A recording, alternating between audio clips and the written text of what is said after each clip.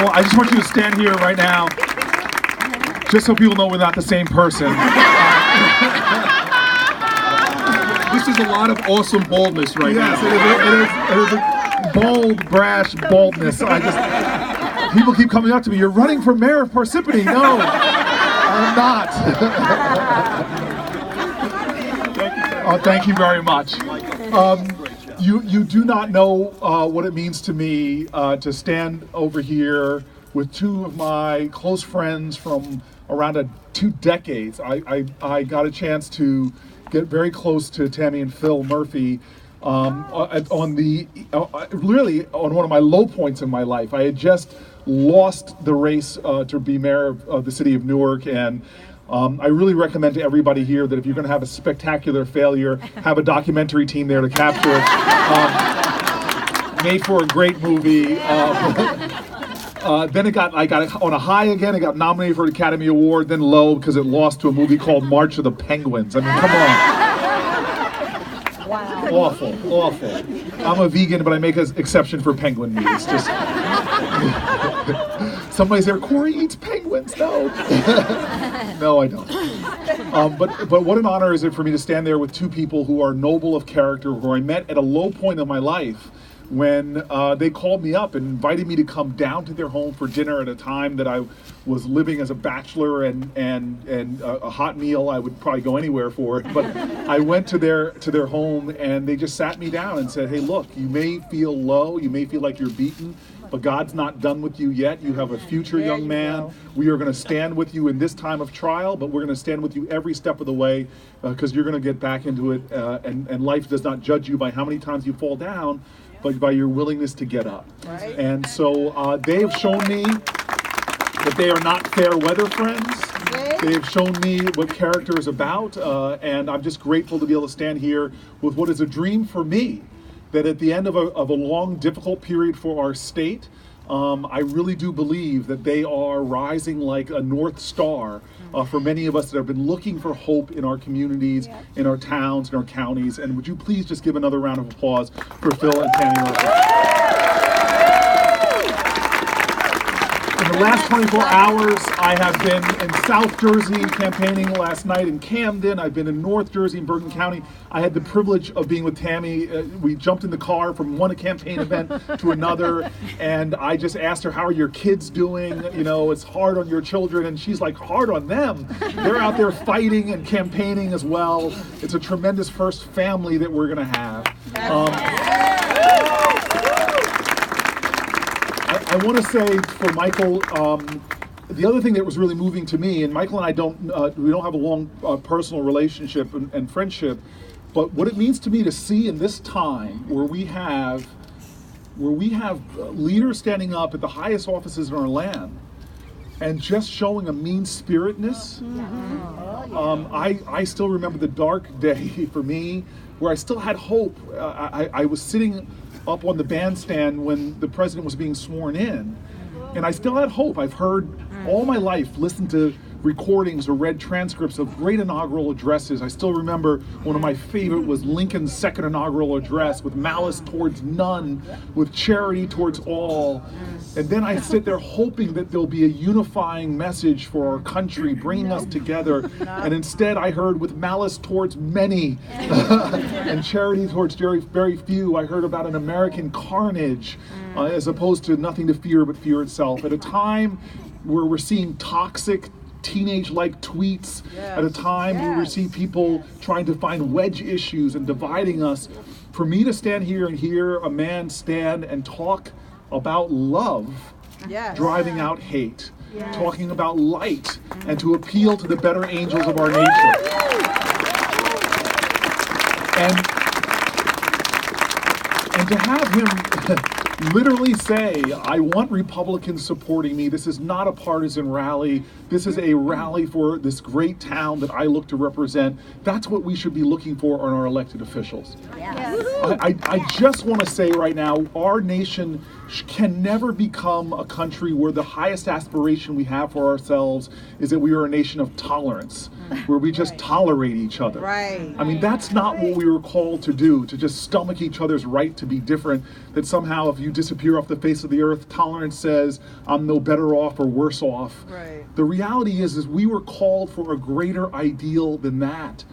If you look at this nation and our history, this country was founded unlike any other nation. This great experiment, we said we're not going to be founded because we all look alike. We're not going to be founded because we all pray alike. We're not even founded because we all speak the same language. We're going to be the first nation to be a nation of ideals where we put forward onto the planet Earth ideals so inspiring that every generation will work to make a more perfect union to better live up to those ideals.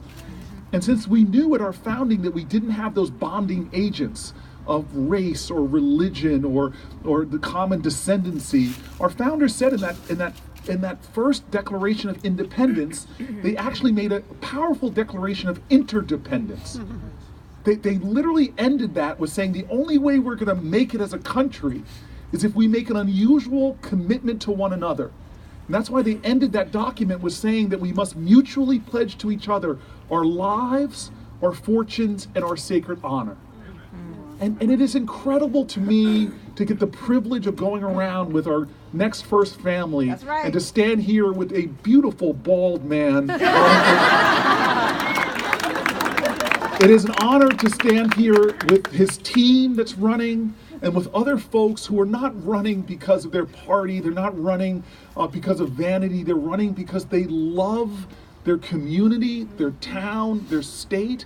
And even though they have many other options, they're running because they feel the call to serve. They are willing to pledge their sacred honor, and in many ways their fortunes and years of their lives to uplift our state. You see, I want to echo the soon-to-be mayor and his call to this ideal of love, because tolerance, when it sees somebody, it crosses the street. Love confronts and love embraces. There you go. Tolerance, when they see somebody knocked down, they walk on past. Love extends a hand and helps somebody back to their feet. Tolerance, couldn't care less. But love says, I couldn't care more. There you go. Tolerance says, if your kids fail or succeed, it's nothing off my back. But love recognizes that when your child succeeds, when they manifest their artistry or their educational prowess, when they manifest their genius, when they start a business, we all do better. There you go.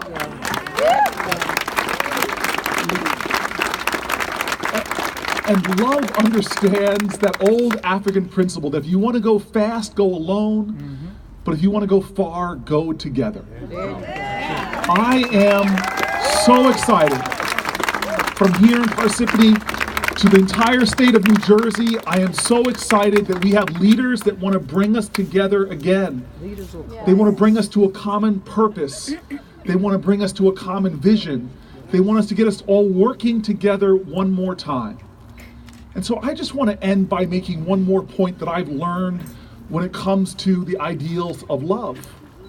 You know, some people don't like using love in public spaces because it sounds like a soft and weak word or a romantic word, but it's none of that. You all know that the Greeks actually separated love out. They've had eros, which is romantic love. They had philia, which is familial love or friendship love. Those are transactionals. You love me, I'll love you. But they had this other word, agape, Yes. which meant this ideal of unconditional love, this ideal of common purpose, common community, this ideal that we're all in this together and we've got to work for each other and stand for each other and fight for each other. And when someone's under attack, we got to defend each other. It's these ideals. This is what our country needs. But the correction and really the unfortunate reality is often people think that love is a being word, and it's not. Love demands work and demands sacrifice. Love is never giving up. And so I want to tell you right now, we are in the state we are in this nation. Please don't point fingers at other people. We're in this state right now in our nation, not because of what other people did, but what so many of us did not do. King said it eloquently when he said what we will have to repent for is not the vitriolic words and violent actions of the bad people, but the appalling silence and inaction of the good people. Right. We've got to understand as good folk that the opposite of justice is not injustice. The opposite of justice is inaction, indifference, apathy. We can't be those folks that get caught up in what I sometimes am guilty of. I call it the state of sedentary agitation. When I'm sitting there on the TV and somebody's talking to me, sometimes it's Rachel late at night, and I'm so upset about what's going on, and I say somebody should do something about this, and then I realize, oh my gosh, I am somebody. We've got to remember what I learned as a little boy growing up in Harrington Park, New Jersey, those 10 two-letter words. If it is to be, it is up to me.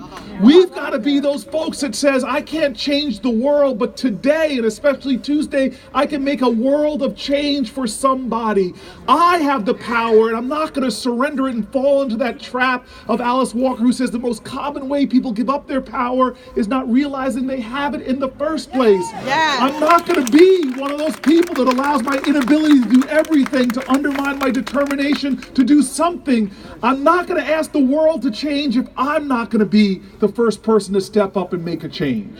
And so on Tuesday, on a day that the future mayor had it right, because I've been out to other places in this country recently, from California to Michigan to Chicago recently, and everywhere I went, people asked me, what's going to happen in New Jersey on November 7th? You know why? Because they don't have the privilege of getting a chance to be the first state that can respond to the hate, that can respond to the darkness, that can respond to the demeaning tweets, with the greatest power one has in a democracy, the power to vote.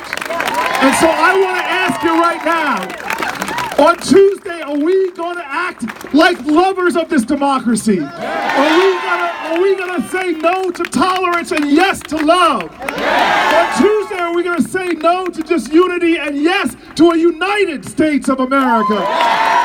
If the answer to those questions is yes, then let's vote for change. Let's vote for Murphy. Let's vote for Michael. And let's start to bring our country like the North Star. Let's start guiding this nation again to a land of liberty and justice for all. Thank you very much.